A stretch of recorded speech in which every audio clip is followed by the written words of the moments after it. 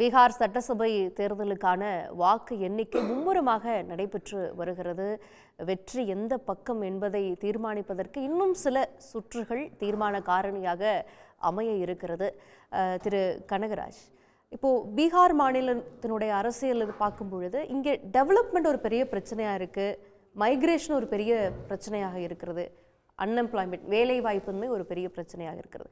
ஆனால் நாடே முன்னுதாரணமாக எடுத்துக்கொள்ளக்கூடிய அரசியல் கொள்கைகள் இந்த மாநிலத்திலிருந்து தான் வந்துச்சு. இந்த விமர்சனத்துக்குள்ளாக இருந்த இரண்டு தலைவர்களுமே முக்கியமான பல முன்னெடுப்புகள் எடுத்தாங்க. இன்னைக்கு இந்தியா கூட்டணியினுடைய அந்த உரு பெறுவதற்கும் நிதிஷ் அவருடைய முக்கியமான பங்களிப்புங்கிறதும் ஒன்றா இருந்ததை நம்ம பார்க்குறோம். இப்படி தேசிய அளவில் அரசியல் ரீதியான பல முக்கிய பங்களிப்புகளை கொடுத்த இந்த இரு தலைவர்களும் தொடர்ந்து கிட்டத்தட்ட 35 வருஷமாக நம்ம பார்க்குறோம். ஆனால் ஏன் இந்த மாநிலத்தில் ஒரு பெரிய மாற்றத்தை கொடுக்க முடியல, ஒரு அன்எம்ப்ளாய்மெண்ட்டையோ மைக்ரேஷனையோ ஏன் மாற்ற முடியல அப்படிங்கிறது ஒரு பெரிய கேள்வியாக இருக்கிறது. அந்த மாற்றத்தை விரும்பக்கூடியவர்களாக புதிய வாக்காளர்கள் இருப்பாங்க. ஜன்சுராஜ் அதில் ஒரு முக்கியமான ப்ளே பண்ணும். நீங்கள் சொன்னது போல் ஆன்டி இன்கம்பன்சி உண்மையாலுமே வேலை செஞ்சுருந்ததுன்னா அது ரெஃப்ளெக்ட் ஆகிருந்திருக்கும் அப்படின்லாம் கருதப்பட்டுச்சு. இது நீங்கள் எப்படி பார்க்குறீங்க? அதான் நீங்கள் ஒன்றும் ஒரு நேரேட்டிவ் செட் பண்ணிகிட்டே இருப்பாங்க. நீங்கள் ரொம்ப நுணுக்கமாக பார்த்தீங்கன்னா, தமிழ்நாட்டில் இப்போ ஒரு மழை பெஞ்சது, ஒரு பாலம் அடிச்சுட்டு போயிடுச்சு, கொஞ்சம் அதனுடைய ஒரு பகுதி. தமிழ்நாட்டில் 2 நாள் நியூஸாக இருந்தது. 27 நாளைக்குள்ள 12 பாலம் இடிஞ்சு விழுந்தது. இங்கே புதுசாக கட்டின பாலங்கள் நேஷ்னல் மீடியா நீங்கள் உலகத்தில் எந்த ஊர்லேயும் அப்படி இருக்காதுங்க. இப்போ நீங்கள் பார்த்தீங்கன்னா பிஜேபி, நான் வரும்போது கூட அவர் நிறையா விஷயங்களை சொல்லிகிட்டு இருந்தார். பொருளாதாரத்தில் முன்னேறிடுச்சு.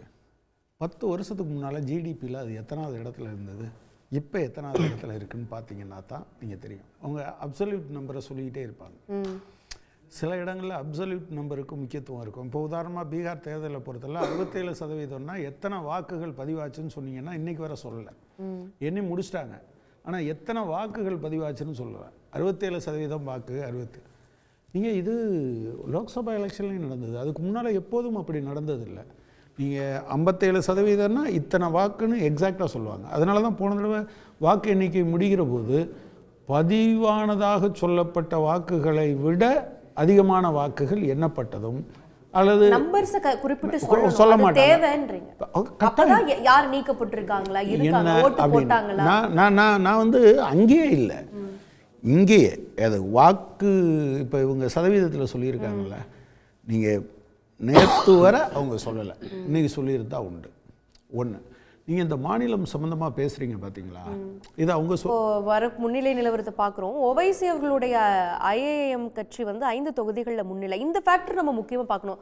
இந்தியா கூட்டணியில் இணையணும்னு அவர் நிறைய முற்பட்டார், ஆனால் அவரை உள்ள சேர்த்துக்கல. ஆல்ரெடி முஸ்லீம் யாதவ் ஓட்டுகள் செக்யூர்டாக தேஜஸ்வி யாதவ் கையில் இருந்திருந்தாலும் ஓவைசி குறிப்பிட்ட வாக்குகளை பிரிச்சிருப்பாரோ அப்படிங்கிறது. 5 இடங்களில் முன்னிலைங்கிறப்ப ஒரு 2% முக்கியமான ப்ளே பண்ணணும்னு நீங்கள் சொல்கிறீங்க. இந்த ஃபேக்டர் எல்லாம் கருத்தில் அது இல்லை, அது ஒரு மேஜர் ஃபேக்டர் அதுக்குள்ளே இருக்குது. அது மகாகத்பந்தனுக்குள்ளே இருந்த இந்த குளறுபடிகள், நீங்கள் உரிய நேரத்தில் சீட் ஷேரிங் பண்ணிட்டு போகாது, அக்காமடேட் பண்ண வேண்டிய கட்சிகளை, இப்போ உதாரணமாக ஜேஎம்எம் அது பீகார்லேருந்து தானே பிரிஞ்சுது, அங்கே ஆட்சி பொறுப்பில் இருக்காங்க, பார்டரில் ஒரு 4-5 தொகுதியை கொடுத்து அக்காமடேட் பண்ணியிருந்திருக்காங்க.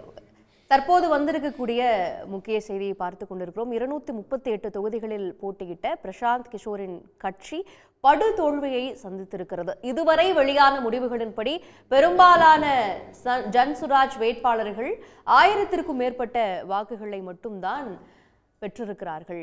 இந்த அதிருப்தியை தெரிவித்திருக்கக்கூடிய ஜன்சுராஜ் கட்சி என்ன சொல்லுதுன்னா, 10,000 ரூபாய்க்கு இந்த தேர்தல் விலை போய்விட்டது என்று அந்த பிரதான் மந்திரி ரோஜ்கர் யோஜனாவினுடைய அந்த 10,000 ரூபாயை விமர்சித்திருக்கிறது. காங்கிரஸை பின்னுக்கு தள்ளி இருக்கிறது ஓவைசி கட்சி. அதை பற்றி தான் நம்ம பேசிட்டு இருந்தோம். இது முக்கிய நிலவரமாக தற்போது நம்ம பார்த்துட்டு இருக்கிறோம். அதில் இந்த 10,000 ரூபாய்ன்னு சொன்னது ஒரு சீரியஸான ப்ராப்ளம். நீங்கள்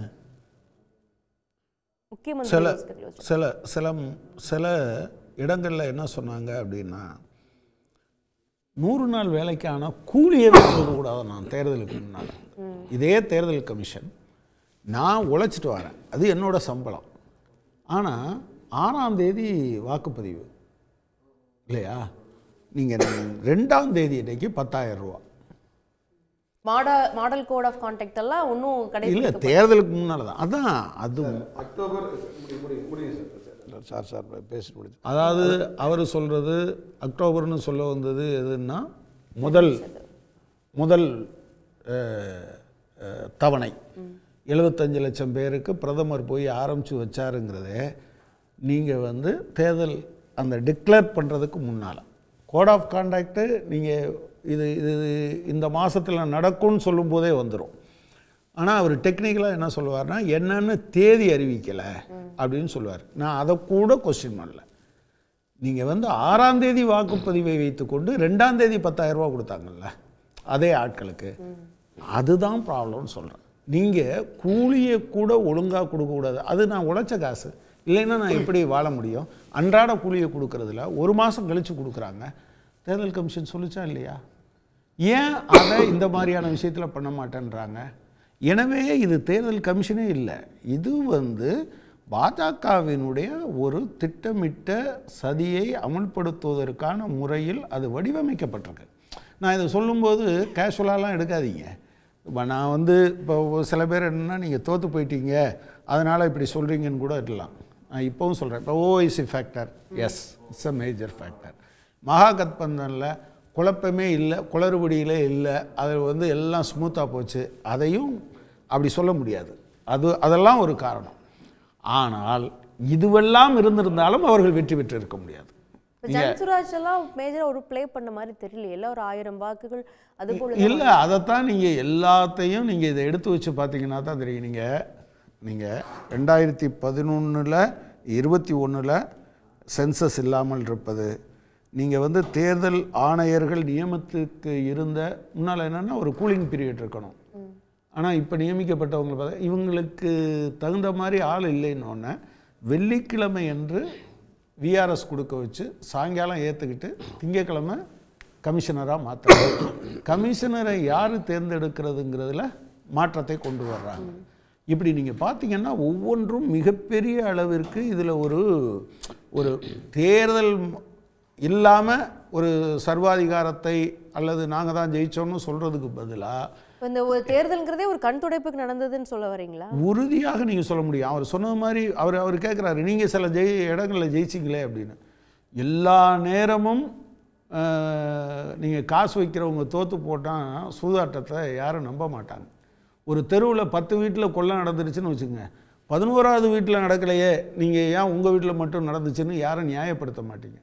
நீங்கள் கேட்குறதுக்கு பதில் சொல்லணும். இதில் இதெல்லாம் நியாயம் 1 2 3 4ன்னு இருக்குது பார்த்தீங்களா, இதை நீங்கள் எப்படி சொல்ல போகிறீங்க அப்படிங்கிறதான் அதில் அதாவது என்ன பதில் வச்சிருக்கீங்க? அது தேர்தல் ஆணையத்தினுடைய சமீபகால நடவடிக்கைகள் எல்லாமே ஒரு அஜெண்டாவுக்காக நடந்து கொண்டு அப்படியே அந்த கனகராஜனுக்கு கேட்ட மாதிரி எனக்கும் அப்படியே கொஞ்சம் கேள்வி கேட்டுட்டு அப்படி விட்டுட்டீங்கன்னா பதில் சொல்ல முடியும். அதாவது என்ன பதில் வச்சிருக்கோம்னு சொன்னால், வெறுப்பரசியலி பொய் பிரச்சாரத்தை தொடர்ந்து இந்த கட்சிகள் வச்சுட்டு சொன்னால் இதுதான். இதை நகைச்சுவையை பார்க்கறதாக நான் எதை சொல்லலை. இவர்கள் மன்றத்தில் மிகப்பெரிய அளவில் சிறுமைப்படுத்தப்பட்டிருக்கார்கள். இது போன்ற ஒரு நல்லாட்சி தரக்கூடிய தலைவரையோ நல்லாட்சி ஆட்சி அதிகாரம் கிடைக்கலன்னு சொன்னால் தாறுமாறாக விமர்சனம் வைக்கக்கூடாது, வெறுப்பரசியல் வைக்கக்கூடாது. அப்புறம் அண்ணா என்ன சொல்றாரு, கட்சிக்கு கட்சி பேசுறாங்க, அது திருப்பி வெறுப்பரசியல் வைக்கிற அது ஓகே. தேர்தல் ஆணையத்துடைய நடைமுறையே சரியில்லை. இது அதாவது உங்களுக்கு சௌரியமா இருந்தா நீங்க 2019 தமிழ்நாட்டில் ஜெயிச்சா இருந்தா அவங்க தேர்தல் ஆணையம் சரியா இருக்கும். நீங்க 40க்கும் ஜெயிச்சா ஆகா எங்களுக்கு அப்படி வெற்றிமீங்க, அதான் சொல்றாங்க. காரணம் இதுல 2020 சட்டமன்றம் ஜெயிச்சா ஆகா ஓஹோ வலிமையான கூட்டணி எங்கள்கிட்ட இருந்து சொல்லுவீங்க. 2020 சொன்னேன், அது நாங்கள் தேர்தா இங்கே பாஜகவுக்கு வேலையே இல்லைங்க. ஒரு விஷயம் அதாவது இதுதான் சொல்கிறேன், உங்களுடைய சகிப்புத்தன்மை காட்டுது, மக்களுடைய ஜனநாயக தீர்ப்பை ஏற்பதற்கு உங்களுக்கு மனம் இல்லை. அதான் சொன்னேன். இன்னும் பண்ண இருக்கக்கூடிய மாநிலங்கள் நீ போயிடுவீங்கன்னு தான் சொல்ல வரேன், வேற ஒன்றும் கிடையாது. மக்கள் ஆதரவு எங்களோட. அண்ணா சொன்னார் ஒரு விஷயம் இல்லை, அண்ணா சொன்னாங்க நான் அக்டோபர் சார் சட்டத்துக்கு உட்பட்டு நான் என்ன கேட்குறேன், முக்கியமந்திரி மகிழா ரோஜ்கார் திட்டம் என்பது சட்டத்துக்கு உட்பட்டு தேர்தல் கோட் ஆஃப் கான்டக்ட் வர்றதுக்கு முன்னாடி அறிவிக்கப்பட்ட திட்டமா இல்லையா? ரைட்டு, நீங்க என்ன பண்றீங்க? அதன் பிறகு நீங்க அதே மாதிரி அதுல ஒரு நுவான்சஸ் அவர் சொன்னதை நான் சொல்லிடுறேன். அவர் என்ன சொல்றாருன்னா, ஏற்கனவே புதிய திட்டங்களை தேர்தலை ஒட்டி அறிவிக்கிறதுல மாடல் கோட் ஆஃப் கான்டக்டா தேர்தல் தேதி அறிவிக்கப்பட்டதுக்கு பிறகு பண்ணக்கூடாது. ஆனால் ஏற்கனவே செயல்பாட்டில் இருக்கக்கூடிய திட்டங்கள் ஒரு கோடி 4 லட்சம் பேருக்கு கொடுக்கப்பட்டு விட்டது. அது 4 நாள் கழிச்சு தேர்தல் தான் நம்ம என்ன முடியும்? அது வேற விஷயம் இல்ல சார். ஏற்கனவே பல ஆண்டுகளாக செயல்முறையில் இருக்கக்கூடிய திட்டங்களை கூட மாடல் கோட் ஆஃப் கான்டக்ட் வச்சு நிறுத்தி இருக்காங்க. இல்ல ஒரு மாசத்துக்கு முன்னாடி இல்ல அதுல ஸ்பெசிஃபிக்காவே வந்துருவோம். ஒரு மாதத்துக்கு முன்னாலேயோ இல்லையோ தேர்தல் ஆரம்பிச்சிங்க, அதை தேர்தலுக்கு முன்னால் நீங்கள் கொடுக்கலான்னு சொல்கிறீங்க. ஆனால் நான் 4 மாதமாக 5 மாதத்துக்கு முன்னால் வேலை பார்த்துட்டு எனக்கு வர வேண்டிய கூலியை இதே தேர்தல் ஆணையம் தமிழ்நாடு உட்பட நிறுத்தி வச்சது. அதுக்கு என்ன நியாயம்? தமிழ்நாடு விஷயத்தை பொறுத்தளவுங்க அதுல 387 கோடி ரூபாய் ஊழல் நடந்திருக்குது. அதுக்கு பண்ணிருக்காங்க. நீங்க அதை பத்தி பேச வேண்டாம். ஒரு விஷயம் அதுக்கு தேர்தல் கமிஷனுக்கு அதிகாரம் இருக்கா? இல்லங்க. நீங்க எந்த ஊழல் எல்லாத்துக்கும் கோர்ட்டுக்கு போய் சொல்லுவீங்களா? என்ன ஊழல்? மகாத்மா காந்தி மேல திட்டத்துல 387 கோடி ரூபாய் சரி, யார் சொன்னது? இது மத்திய அரசாங்கத்துடைய குற்றச்சாட்டு. மத்திய அரசாங்க குற்றச்சாட்டு தேர்தல் குற்றச்சாட்டு தான். சரி, அதுக்கு பின்னால அந்த 356 கோடி ரூபாய் என்னாச்சு? அது என்னாச்சு? 3 நாளா இருக்குல்ல, 3 நாள் அதுக்கான விஷயங்கள் வெளில வரும். ஒண்ணு நான் இப்ப சொல்ல, இதுக்கு முன்னால சொன்னேன். இதுக்கு முன்னால நாளுதோறும் இல்ல இதுக்கு முன்னால கூலியை கொடுக்க முடியாதுன்னு சொன்ன தேர்தல் ஆணையம் 10,000 ரூபாயை கொடுக்கலாம்னு சொன்னதா? அதுக்கு பேரு தேர்தல் ஆணையமா கூலி ஆணையமா? மடைமாற்றம் செல்லக்கூடாது. இல்ல கூலி ஆணையம். தேர்தல் ஆணையத்தின் மீது ஒரு அர்த்தம் என்ன சொன்னார்? ஒரு குற்றச்சாட்டு வைக்கிறாரு. தேர்தல் ஆணையத்தை என்ன சொல்றாரு? தேர்தலுடைய ஆணையரை அசைன் பண்ண வைக்கிறேன் சார். ஒரே ஒரு கேள்வி கேட்கிறேன். 1000 ரூபாய் கொடுத்த ரேவடி கல்ச்சர் இலவசங்களை கொடுத்தா ரேவடி கல்ச்சர் சொன்ன பாஜக இப்ப கூட்டணியில 10,000 ரூபாய் கொடுக்குற கொத்துக்குச்சா? கொடுக்கிறது நாங்க உண்மையாக பீகார்ல 10,000 என்பது பெரிய பணம் தான். நிச்சயமாக அவர்களுடைய சிறு தொழிலை மேம்படுத்துவதற்காக நான் கொடுத்திருக்கிறோம். இதுல தவறு ஒன்றும் கிடையாது. என்ன பண்ண முடியும்? அவருடைய பெண்களுடைய மேம்பாட்டை அதிகப்படுத்திருக்கோம். இது என்ன வருஷத்துக்கு ஒரு முறை கொடுக்க போறாங்களா இனிமேல்? சரியாக நீங்க அதை சிறு தொழிலுக்குள்ள கட்டுனீங்கன்னா 2 லட்சம் 6 மாசம் திருப்பி வங்கி கடன் பெற்று தரும் நம்ம சொல்லியிருக்கிறோம். நாங்க தவறுங்க. ஜீவிகா திட்டம் உலக வங்கியோட 2005 இருந்து நிதிஷ்குமார் நடைமுறைப்படுத்திட்டு இருக்கிறாரு. உங்களுக்காக வாக்கு வங்கி மட்டும் இல்ல. அதே நிதிஷ்குமார் கிட்ட கேட்போம். உங்ககிட்ட இதுக்கு முன்னாடி நிதிஷ்குமார் கூட கூட்டணியில இருந்த அந்த ஆட்சி பொறுப்பேற்றப்போ இருந்த பாஜகவுடைய மனநிலையும் கேட்போம். அப்ப தெரியலையா இந்த பீகார் மக்கள் பின்தங்கி இருந்தாங்க, அவங்களுக்கு நிதி உதவி வழங்கணும்? நான் கேக்குறேன். பீகார்ல வறுமை ஒழிப்பு வெஸ்ட் பெங்கால் 30% இருந்துச்சு.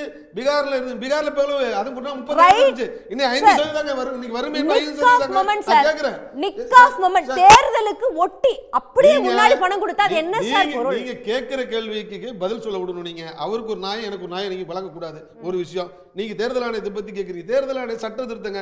நான் என்ன சொல்றேன்? கான்ஸ்டிடியூஷன் சட்டத்தில் இடம் இருக்குதா இல்லையா? பாராளுமன்றத்தில் ஏற்பட்ட உறுப்பினர்களுக்கு அங்கே அதிகாரம் இருக்குதா இல்லையா? உச்சநீதிமன்றம் வேணாம்னு சொல்லிட்டுங்க. நாங்க தேர்தல் நியமிக்கிறதுக்கு பிரதமர் இருக்கணும், எதிர்க்கட்சி தலைவர் இருக்குன்றாரு, சட்ட அமைச்சர் இருக்குன்னு சொல்லியிருக்கிறாரு. இல்லைன்னா தவறு இருக்க முடியும். ஆக சட்டத்துக்கு உட்பட்டு திருத்தம் கொண்டு வரதுக்கு இந்த ஜனநாயக நாட்டில் இடம் இல்லைன்னு சொல்றதுக்கு யாருக்கு உங்களுக்கு உரிமை கிடையாது. நீங்க மட்டும் இங்க சட்டமன்றத்திலிருந்து மக்களால் தேர்ந்தெடுக்கப்பட்ட இருந்தா என்ன சார் பிரச்சனை? சட்ட அமைச்சர் யாரோட அமைச்சரையில இருந்து வருவாரு? யாருக்கு ஆதரவா அவர் நிற்பாரு? யாரோட ரெக்கமெண்டேஷன் ஆதரவா இருப்பாரு? அந்த கேள்வி இப்ப நீங்க சட்டமன்றத்தில் தீர்மானங்கள் நிறைவேற்றணும்னு சொல்றது மட்டும் சரி. பாராளுமன்றத்தில் ஏற்பட்ட தீர்மானம் செல்லாத நீங்க எப்படி சொல்ல முடியும்? அது பாராளுமன்றத்துக்கு அதிகாரம் பண்ணிரலாமா? அதுதான் அவங்க கேக்குறாங்க. ஜனநாயகமா மன்னராட்சியா கேக்குறாங்க. ஜனநாயகம் தாங்க. ஜனநாயகத்தில் பாராளுமன்ற உறுப்பினர் யாரு? சட்டமன்ற உறுப்பினர் யாரு? ஜனநாயகத்தில் மக்களால் தேர்ந்தெடுக்கப்பட்டவங்க தான். அவங்களால் இயற்றப்பட்ட சட்டத்தை நிராகரிப்பீங்களா? நீதிமன்றத்துக்கு செல்வரும் வழிகாட்டு முறை உண்டு. சட்டத்தை பாராளுமன்றத்தில் தேர்தல் கமிஷன் என்ன சொன்னாரு? ஒரு தருங்க 2011 யார் எவ்வளவு கருத்து தெரியுமா வெளியிட்டாங்க. எவ்வளவு வாக்காளர்கள், எவ்வளவு ஃபீமேல் ஓட்டு போட்டாங்க, பேஸ் 1ல எவ்வளவு, பேஸ் 2 எவ்வளவு கேட்டா இன்னைக்கு தான் வெளியிட்டிருக்கலாம்னு ஒரு மூத்த அரசியல் பேசுறது வேடிக்கை. அதே போல 2016 உங்க கேண்டிடேட் எவ்வளவு பேருக்கு பூத் லெவல் ஏஜென்ட் போட்டுருக்க வரல. இந்த விஷயத்துல தோல்வியை ஒத்துக்கொள்ளுங்க. தயவு செய்து ஒத்துக்கொண்டு அதாவதுங்க ஒரு விஷயம், மக்களால் உங்களை புறமிடுக விட்டு ஓட சொல்றாங்க. அதை ஓடுறீங்க. மக்கள் என்ன பண்றாங்க இன்னைக்கு புறமிதை விட்டு உங்களை ஓட சொல்றாங்க. தயவு செய்து உங்களுடைய கொள்கைகளை உங்களுடைய திட்டங்களை விமர்சனங்களை மாத்தி கொள்ளுங்க. ஒரே ஒரு நிமிஷம் முடிச்சிடுறேன். இன்னைக்குங்க நீங்க 215 கேஸ்ட் அங்க இருக்குது. நீங்க எல்லாம் இந்த பாருங்க, ஜெனரல் கேட்டகரி 15%, ஓபிசி 25%, எஸ்சி 19%. பாருங்க இன்னைக்கு எல்லா சமுதாய வாக்குகளையும் பெற்றிருக்கோம். இன்னைக்கு வந்து எக்கனாமிக் பேக்வர்டு EBC 36 அதுலயே அதிகம் வாங்கியிருக்கோம். முடிச்சிரும். இவரு ரெண்டாவது தடவையா சொன்னாரு பீகார்ல இஸ்லாமியரை ஓட்டு போட விட மாட்டீங்க, ஓட்டு போடவே விட மாட்டீங்க. நீங்க ஒரு கட்டமைச்சு வெறுப்பு பிரச்சாரம் அவர் நம்பலையவங்க. ஒரே அவங்க நம்பலையே. நீங்க வந்து ஒரே ஒரு நிமிஷம். கொடுத்திருக்காங்க. இவர் சொன்னது எல்லாத்தையும் இவர் ரெண்டாவது தடவை நான் இங்க இருக்கையில ஒரு தடவை சொன்னாரு, இப்போ 2 தடவை சொல்லியிருக்காரு. ஆமா, பீகாரில் வறுமை கோட்டுக்கு கீழே 5% பேர் தான் இருக்காங்க. எந்த டாக்குமெண்ட்? வெஸ்ட் பெங்கால் 30% ஒப்பிடுற பொழுது அதெல்லாம் விடுங்க. 5% சார். இல்ல சரியான தரவுகளோட சொல்லணும் சார். உடனுக்குடன் செய்திகளை தெரிந்து கொள்ள சன் நியூஸ் பெல் ஐகானை கிளிக் பண்ணுங்க.